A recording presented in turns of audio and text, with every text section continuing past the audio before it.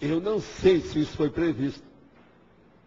Agora, se não foi previsto, eles devem ter calculado. Não, ó, você pode entrar nessa, porque já tinham confiança na questão do macrosoma.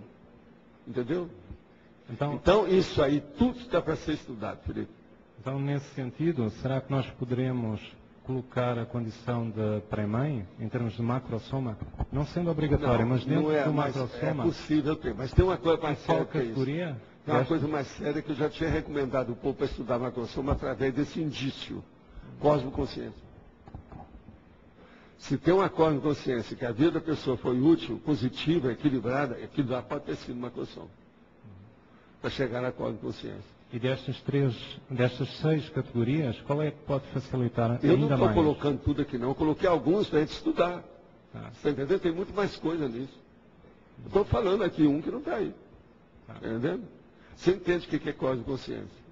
Agora, não pode ser aquela cosmoconsciência, por exemplo, daquele nosso médico lá canadense, que falou sobre consciência cósmica, escreveu aquilo, é muito fraquinho.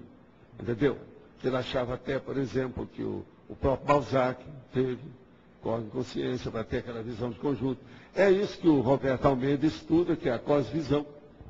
O processo da cosmoconsciência entra ali. A cosmovisiologia caminha para a cosmoconscienciologia. Entendeu? Esse é um caminho. Agora, veja, o macrosoma é justamente também tudo macro. Tudo é grande. Tudo é superior. É de expansão. É hiper. É ultra. Entende? Mega.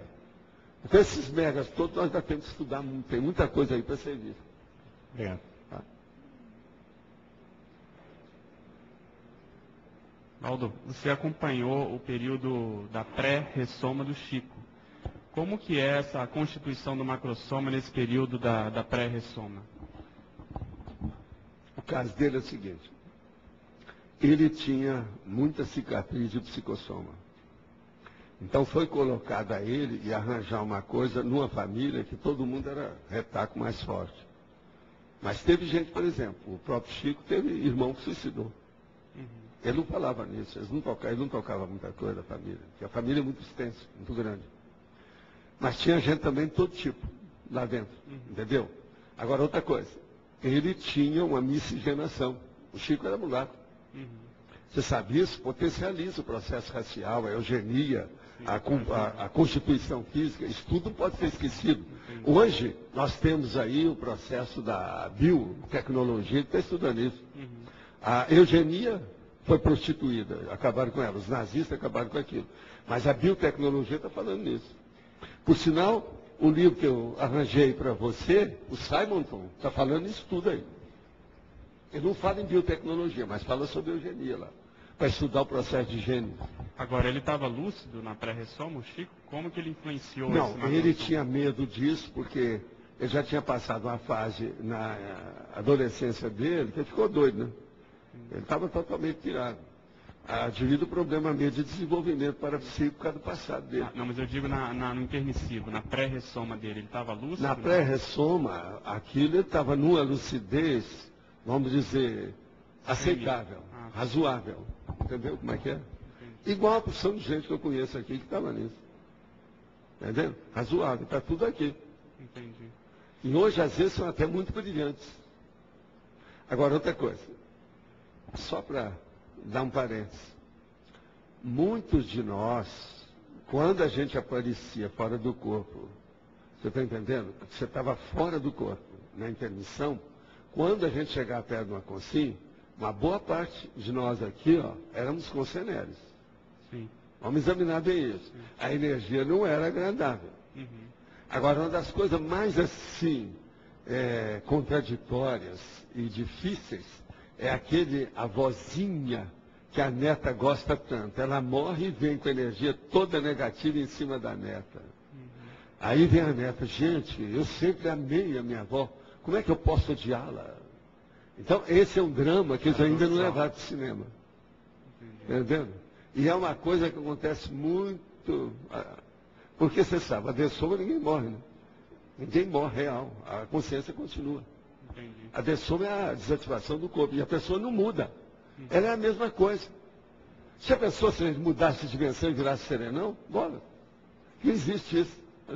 Agora, outra coisa, para o novo soma do AM, você estava falando no AM, o novo soma do AM possivelmente é macrosoma para suportar... Eu pensei muito nisso. Na ocasião foi também aventado isso aí. Uma vez a gente conversou até com o transventor. Eu acho, por exemplo, pode ser que a própria minha mãe está com macrosoma. Agora, preciso ver por quê. Eu não sei. Por sinal, quer dizer que aquela moça lá da Finlândia mandou mais cartão agora para a gente. A terra dela está tudo abaixo de zero. Ela mandou lá o cartão, só de pegar já me esfriou minha mão. Está no holociclo, né? Está no mural lá. Tá. Obrigado. O negócio não é fácil.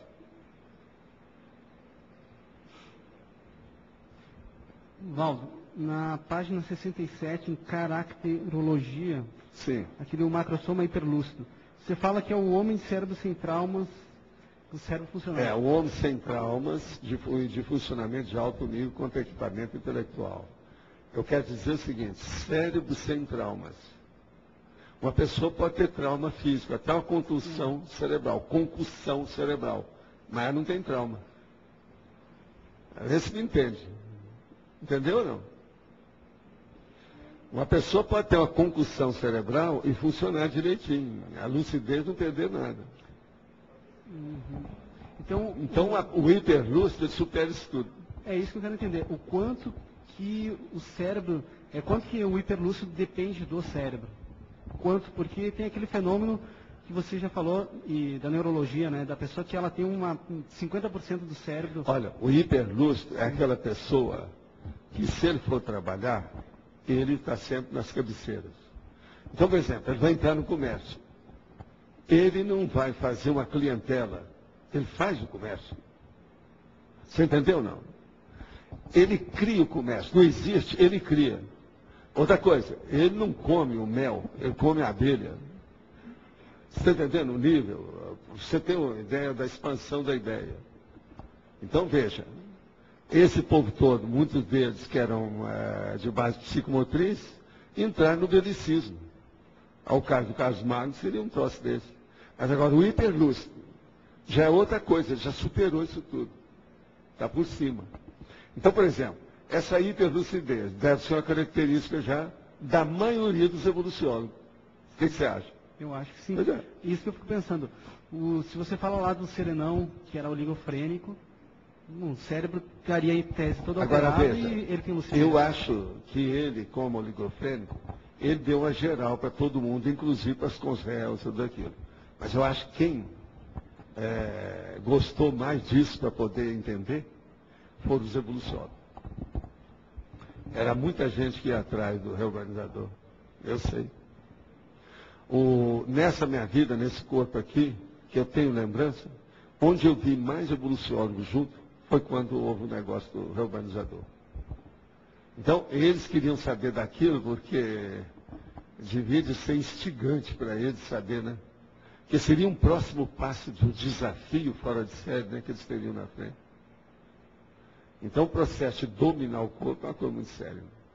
Agora, veja, perante aquele corpo esquizofrênico de idiota, a macrosomologia ficou desse tamanhozinho. Ele já estava dominando aquilo tudo. Agora, veja, com o sexo livre, já domina isso tudo, não precisa mais de corpo nenhum. Do jeito que nós temos aqui. Então, como é que é isso? Ninguém sabe. Então, mesmo com o cérebro em tese todo avariado, a pessoa pode manter uma lucidez. Vem cá, como é que eu passei por isso tudo, com o negócio todo? Que nível que foi isso? Alguma coisa me ajudou nisso. Como é que eu, aos 3 anos, entregava marmita e tinha ordenado, tinha salário? O que há? 3 anos de idade?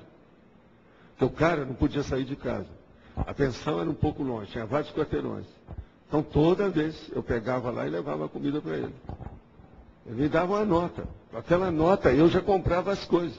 Eu tinha 5 anos. Agora, no interior, aquilo era uma fortuna. A primeira vez que eu recebi o primeiro ordenado que ele me deu lá, eu fui comprar doce de leite.